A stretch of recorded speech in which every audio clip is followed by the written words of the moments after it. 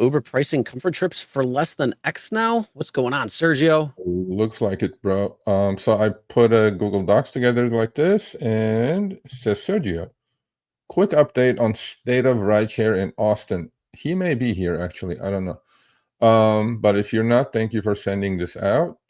This is another reason we have success on the show as a channel.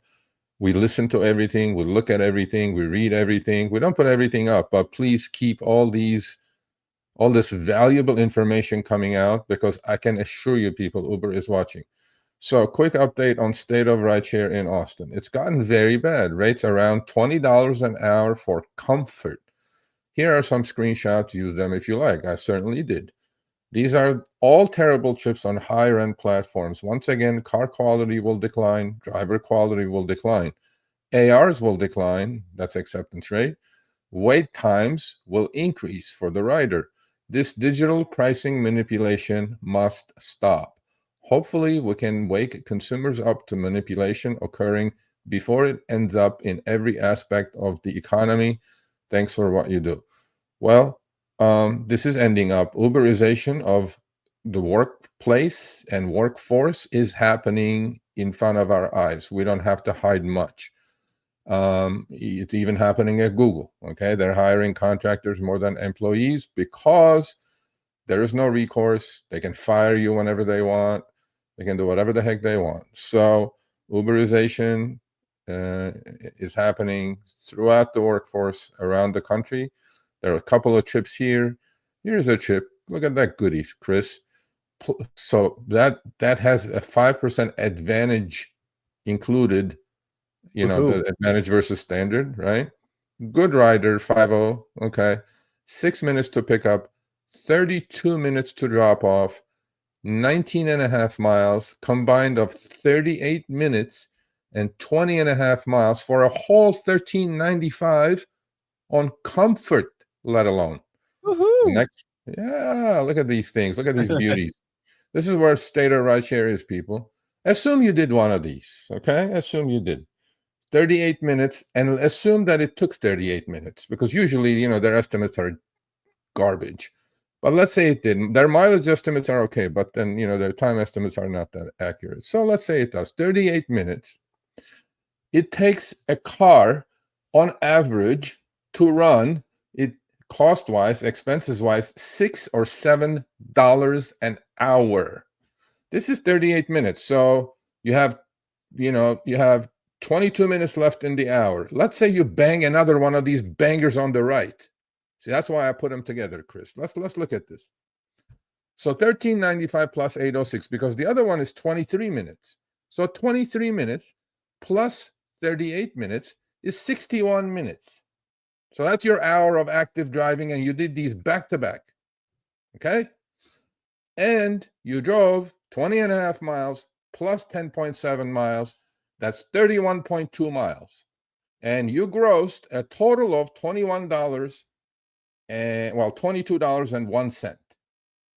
An average car takes $6 or $7 to run an hour. That includes gas, insurance, depreciation, all that goodies. So we're down to 15. So that's where rideshare is at minimum wage job. Should it be? And that's why I put this up, because a lot of people go, well, I make this, I make that. Well, if you're somebody who's accepting everything and you accepted these two chips, you average, that's before taxes, you grossed, you netted $15. I don't know. I think rideshare should pay a little bit more. That's what I'm looking at. Yeah.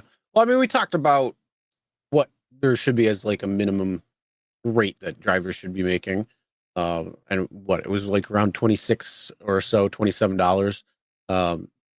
So I mean, it's not far off, but it's not great.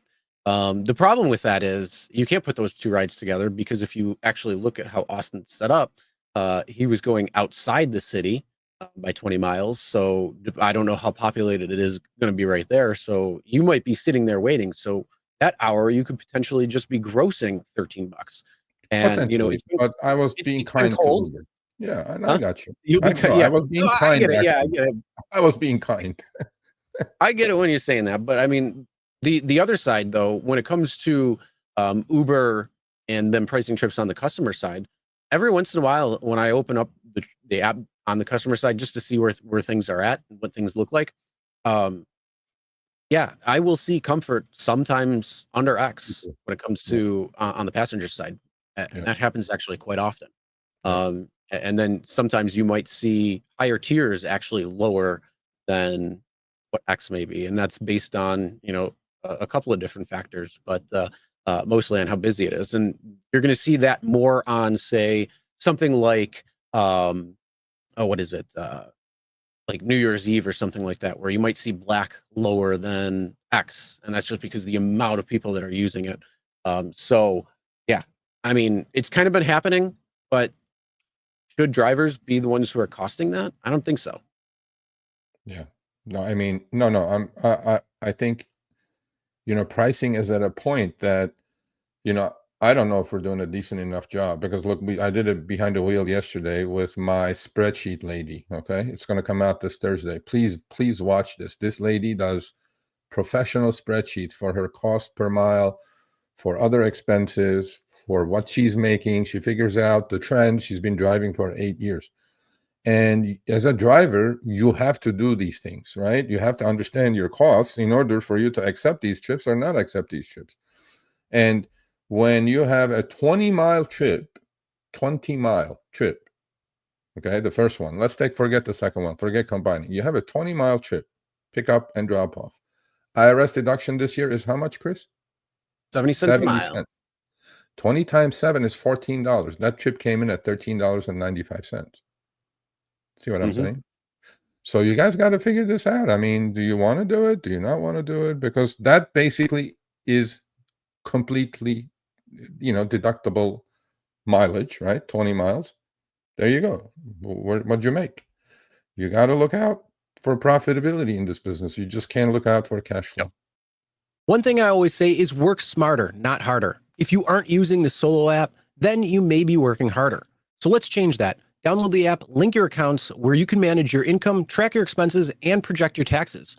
Not only that, but you can plan by optimizing your time, make more, and even guarantee your daily pay with guaranteed earnings.